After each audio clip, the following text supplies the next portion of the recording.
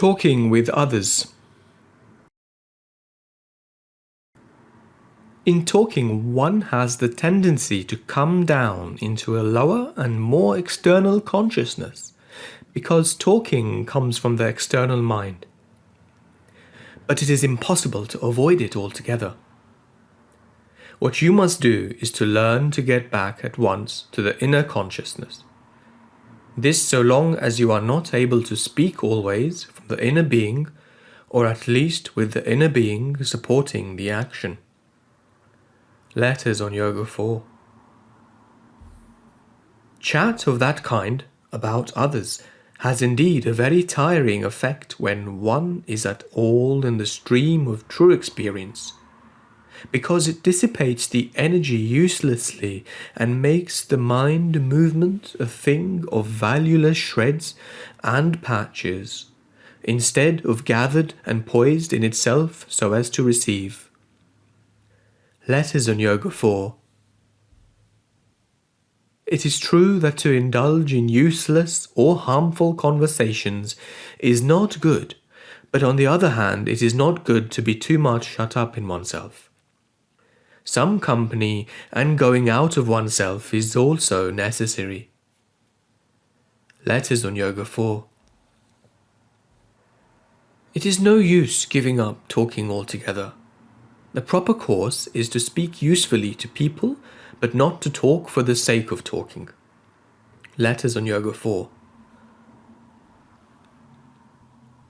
Helping others. To concentrate most on one's own spiritual growth and experience is the first necessity of the sadhak. To be too eager to help others draws away from the inner work. To grow in the spirit is the greatest help one can give to others, for then something flows out naturally to those around that helps them. Letters on Yoga 4. Do not be caught by the desire to help others. Do and speak yourself the right thing from the inner poise and leave the help to come to them from the divine. Nobody can really help, only the divine grace. Letters on Yoga 4. When one comes to that line of crossing, from the ordinary to the higher consciousness, one has to leave behind the old mind and feelings.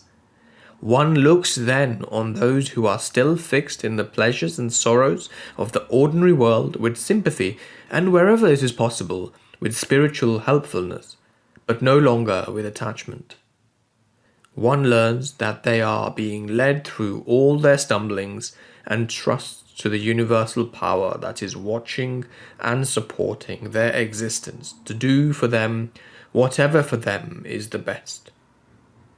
But the one thing that is really important for us is to get into the greater light and the divine union, to turn to the divine alone, to put our trust there alone, whether for ourselves or for others. Letters on Yoga 1. For it is in God alone, by the possession of the divine only, that all the discords of life can be resolved, and therefore the raising of men towards the divine is in the end the one effective way of helping mankind. The synthesis of Yoga.